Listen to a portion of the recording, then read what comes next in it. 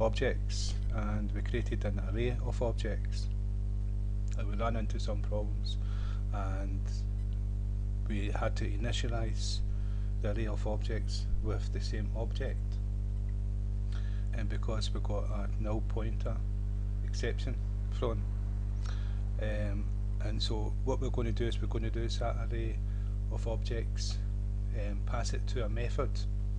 I've created a method down here. It's called rTest, and so what we're going to do is we're going to pass this array to this method and access it from the method, so to show that you can pass objects and you can pass methods, and it's showing you that an object is a data type just like an integer.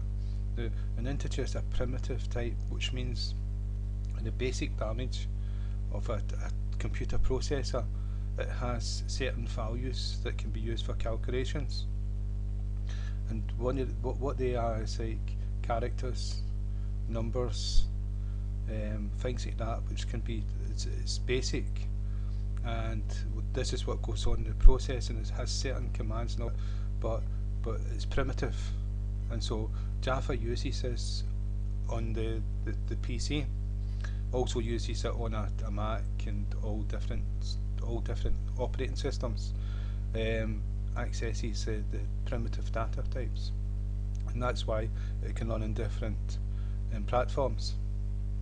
I don't want to go too much into it because it takes time. Now, a string is a character, but it's not one character, it's many characters added together, so it is an array, just like we're doing with the numbers, but it's holding different characters, so, and they call it a string. So that's a class, but everything in Java is a class, so when you access it, even if it's an integer, you're accessing a class. There's rules and regulations towards it, to make sure it's within a certain spec and all the rest of it, and it fits into that category of integer. And a class is a category, it's a class, and so what we're going to do is we're going to show you again, we're going to pass an integer, and the way we declare an integer is int num. We can call it what we want. This only exists for this method. Once the method has been called, it's gone. So even if it's clashed with something else within another method or something like that, it wouldn't affect it. And so what we're going to do is say num, just simple system print out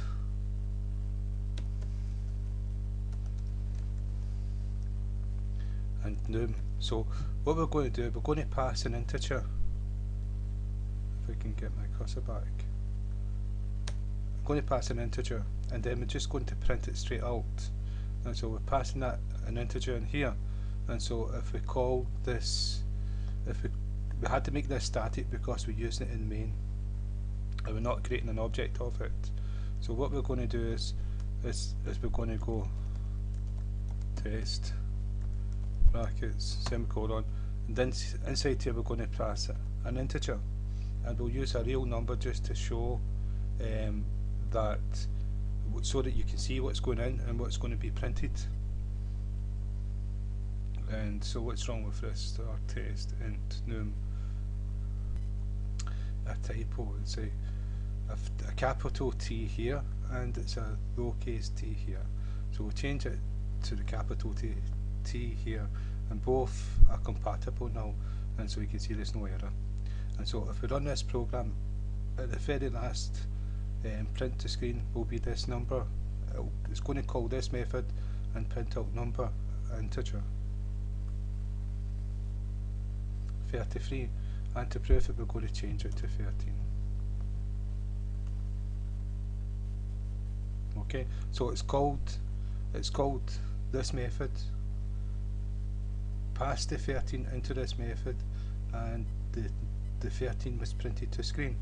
Now what I want to point out is the int, the data type, and what we gave it a name. So we do this with the of objects, and so if we're passing an array, we give it the name of the class. So it's answer class. That's for one object, and then we'll give it a name.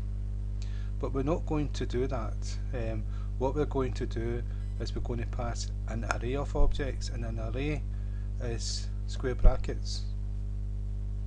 And we can call it num if we want, but we're not going to do that. We'll just say AC.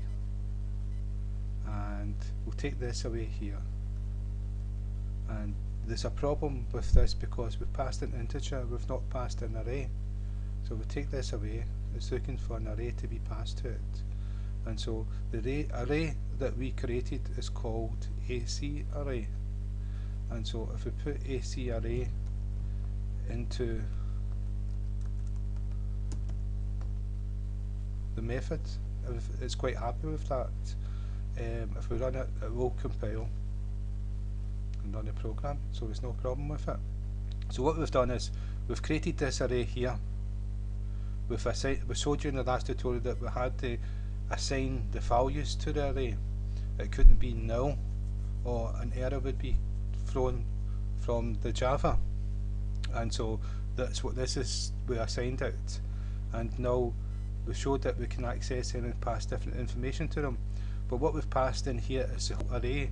There's 3 different elements of the array, and so I'll show you system out dot print ln, and if we go AC, because that's what we've called it here, AC, we've passed this in and it becomes this name to access it within this method, dot length, and then we'll what this is going to tell us is the length of this array, and we've got 1, 2, 3 elements, so it should return value 3.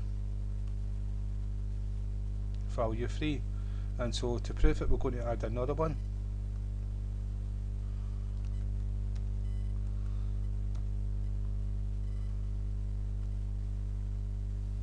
We added another one, 4, and so we'll take that away and we'll stick with 3. Okay, and so run it again and we'll have 3 elements. Okay, right, and so that's us access the array, but that's not doing anything with it.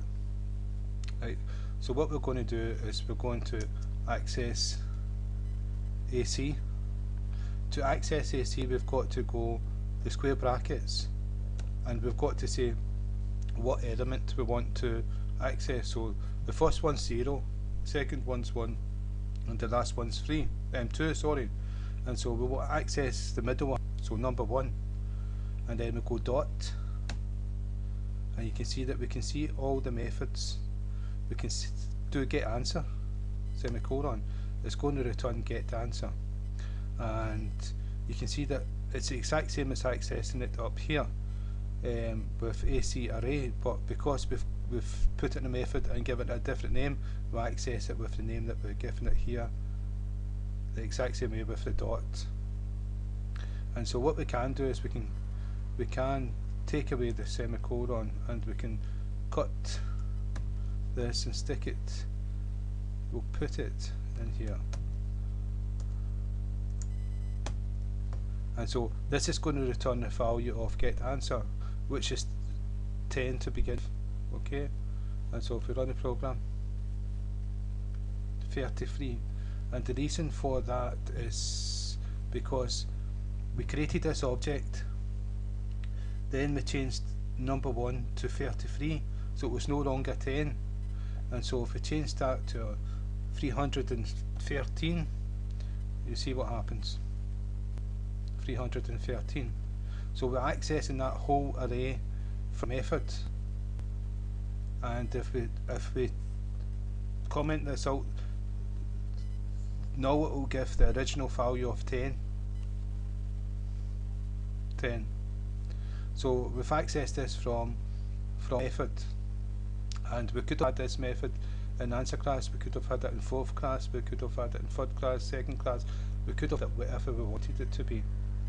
and we could still access it the exact same way. So you can pass an object into a method, and you can pass an, an array of objects like we've done now into a method.